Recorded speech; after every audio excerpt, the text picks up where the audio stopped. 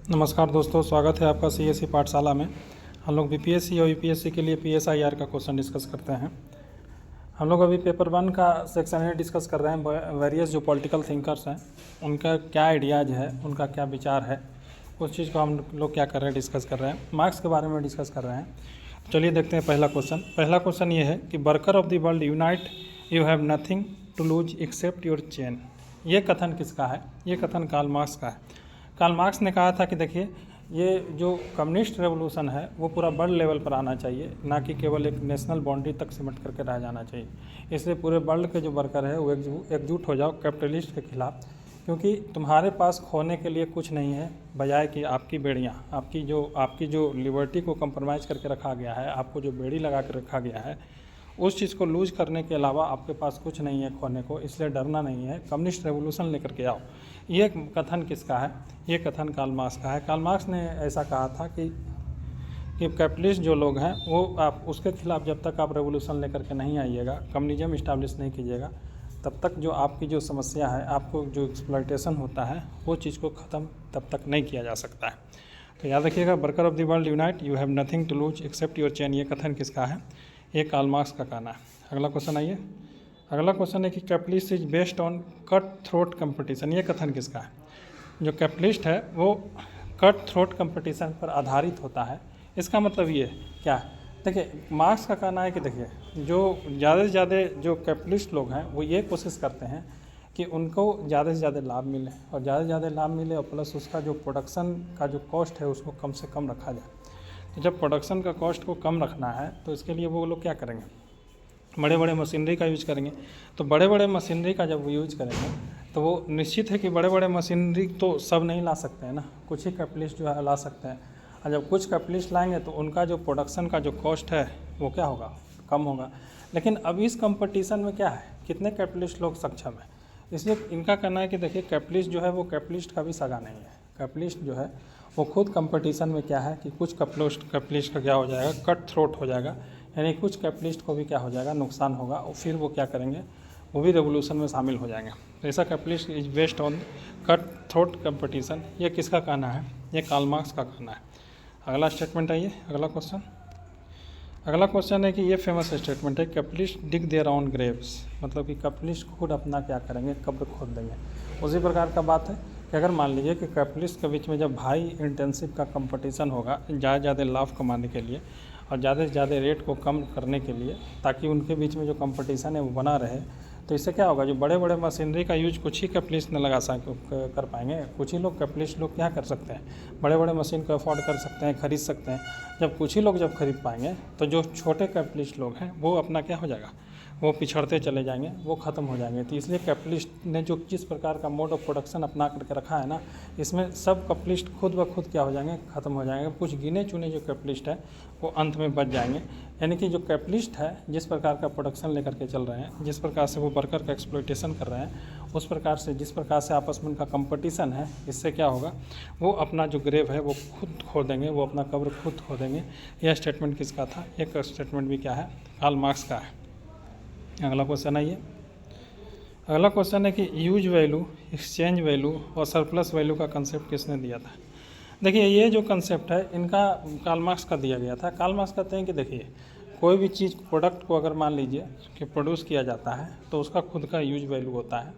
उसके बाद उसको जितना में बेचा जाता है, कि जितना में उसको क्या किया जाता है, मार्केट में उसको ख़रीदा जाता है, उसको आप एक्सचेंज वैल्यू रखिए। तो यूज वैल्यू, अब यूज वैल्यू किस पर डिपेंड करता है कि मान लीजिए कि कोई वस्तु बन करके तैयार हुआ तो उसमें कितना जो उसका नेचुरल कॉस्ट होगा, कितना लेबर लगा हुआ है, कितना उसका कॉस्ट रॉ मटेरियल में आया, तो उसको यूज वैल्यू करिए। और एक्सचेंज वैल्यू कि उसको मार्केट में कितना में बेचा गया। और सरप्लस वैल्यू, ये सरप्लस वैल्यूज का जो कंसेप्ट है कार्ल मार्क्स का, वो सबसे ज़्यादा इंपॉर्टेंट है। सरप्लस वैल्यूज में ये बताते हैं कि देखिए, वर्कर ये क्या करते हैं, कैपिटलिस्ट लोग इसमें क्या करते हैं कि जो भी प्रोडक्ट जो मार्केट में बेचा जाता है तो उस प्रोडक्ट को बेचा जाता है, तो जितना उनको मतलब कि उसमें मुनाफा मिलता है उसका अधिकांश भाग क्या करते हैं, यानी कि जो सरप्लस जो चीज़ है वो कैपिटलिस्ट खुद रख लेते हैं। वो क्या करते हैं?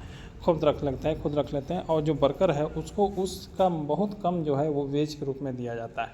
वेज के रूप में उतना ही उनको दिया जाता है ताकि वो डेली क्या कर जाए? सर्वाइव कर जाए, केवल सर्वाइव कर जाए, और नेक्स्ट डे वह काम पर लौट जाए। क्योंकि अगर एक्स्ट्रा अगर मान लीजिए कि पैसा अगर उसको दे दिया जाएगा तो फिर उनका बार्गेनिंग पावर वर्कर का क्या हो जाएगा, बढ़ जाएगा ना। बार्गेनिंग पावर जो वर्कर का है ऑटोमेटिक बढ़ जाएगा जब उनके पास पैसा ज़्यादा आएगा। क्यों? क्योंकि अगर मान लीजिए कि उनको 15 दिन का पैसा है तो वो आराम से क्या करेंगे, कैपिटलिस्ट को कहेंगे ना कि आप मेरा पैसा बढ़ाइए, ना तो हम काम पे नहीं आएंगे। क्यों? क्योंकि उनका 15 दिन का पैसा स्टोर है। लेकिन अगर मान लीजिए कि उनको इतना ही वेज दिया जाए, जितना वो सर्वाइव कर जाए, तो ऑटोमेटिक है कि वर्कर को मजबूरी है कि नेक्स्ट डे उनको काम पे आना है। तो बार्गेनिंग पावर क्या है, वर्कर का कम है। अगर मान लीजिए कि अगर कैपिटलिस्ट के पास ज़्यादा वो मुनाफा कमाएंगे तब बार्गेनिंग पावर कैपिटलिस्ट का ज़्यादा हो गया ना। वो फिर कहेंगे ना कि ठीक है तुम काम नहीं करोगे तो दूसरा कोई हम क्या कर लेंगे, हायर कर लेंगे। यही होगा कि थोड़ा सा ज़्यादा पैसा देना होगा। तो ये चीज़ है कि सरप्लस वैल्यू का जो कंसेप्ट है मार्क्स का बहुत ज़्यादा इंपॉर्टेंट है। उनका कहना है कि जितना ज़्यादा वो मुनाफा कमाते हैं उसका बहुत कम पैसा जो है वर्कर को देते हैं, उतना ही पैसा देते हैं कि ताकि वो जीवन में सर्वाइव करे, और ज़्यादा से ज़्यादा मुनाफा अपने आप को रखते हैं। इसका कारण ये है कि कैपिटलिस्ट चाहते हैं कि बार्गेनिंग पावर मेरे पास ज़्यादा हो और वर्कर के पास बार्गेनिंग पावर कम से कम हो। तो यूज वैल्यू, एक्सचेंज वैल्यू और सरप्लस वैल्यू का कंसेप्ट किसने दिया है, कार्ल मार्क्स ने, याद रखिएगा। अगला क्वेश्चन रिवीजन का क्वेश्चन है, the history of all hitherto of existing society has been the history of class struggle. Karl Marx का कहना है कि देखिए जितना भी, अगर मान लीजिए कि आपको अगर प्रोडक्शन करना है तो अगर आपको सोचना है तो पहले आपको क्या होगा, खाना पड़ेगा। तो खाने के लिए आपको प्रोडक्शन करना पड़ेगा। तो प्रोडक्शन के लिए क्या चाहिए, इंस्ट्रूमेंट चाहिए, इकोनॉमिक मोड ऑफ प्रोडक्शन चाहिए, यानी कि आपको इंस्ट्रूमेंट चाहिए। तो इंस्ट्रूमेंट यानी कि जो बेसिक स्ट्रक्चर है उस पर जिसका कब्जा होगा वही क्या करेगा, वही सारे सुपर स्ट्रक्चर को क्या करेगा, कंट्रोल करेगा।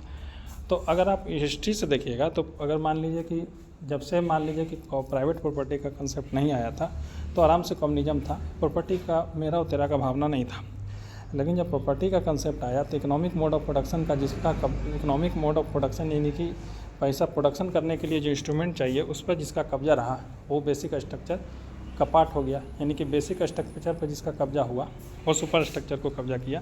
यानी कि अगर मान लीजिए कि हिस्ट्री से अगर आप देखिएगा तो शुरू से हिस्ट्री अगर आप देखिएगा तो क्या है, दो ही लोग रहे हैं, हैव्स और हैव नॉट।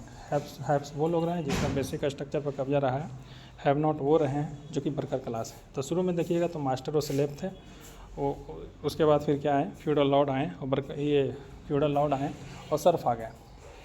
आगे अगर मॉडर्न सोसाइटी में देखिएगा तो क्या है, कैपिटलिस्ट हैं और वर्कर हैं। तो अगर आप देखिएगा तो हमेशा हैव्स और हैव नॉट के बीच में क्या रहा है, स्ट्रगल रहा है शुरू से ही। ऐसा किसका कहना था, कार्ल मार्क्स का कहना था। रिवीजन का क्वेश्चन था। अगला question, economic and philosophical manuscript और कम्युनिस्ट मैनिफेस्टो और दास कैपिटल, यह बुक किसका है। तो हम पहले बताएं कि economical and philosophical manuscript, communist manifesto और दास कैपिटल ये कार्ल मार्क्स का है। इकोनॉमिकल एंड फिलोसफिकल जो मैन्युस्क्रिप्ट है और कम्युनिस्ट मैनिफेस्टो है, यह यंग मार्क्स का कंसेप्ट है। यंग मार्क्स के कंसेप्ट में क्या किया है उन्होंने, एलिनेशन का कंसेप्ट दिया है जिसको हमने डिटेल से कुछ दिन पहले डिस्कस किया है। और दास कैपिटल जो है वो भी कार्ल मार्क्स का है। तो जो यंग मार्क्स के फॉलोअर हैं उसको न्यू मार्क्सिस्ट कहा जाता है, और जो मेच्योर मार्क्स के जो फॉलोअर हैं उसको ऑर्थोडॉक्स मार्क्सिस्ट कहा जाता है। ऑर्थोडॉक्स मार्क्सिस्ट में कौन आ गए, माओ आ गए, लेनिन आ गए। और न्यू मार्क्सिस्ट में कौन आ गए, याद कीजिए कौन कौन नाम लिए थे, एक ये हार्बर्ट मार्क्यूजो का नाम लिए थे ना, तो ये याद रखिएगा। ठीक है दोस्तों, आज के डिस्कशन में बस इतना ही है, मिलते हैं अगले डिस्कशन में, तब तक के लिए धन्यवाद।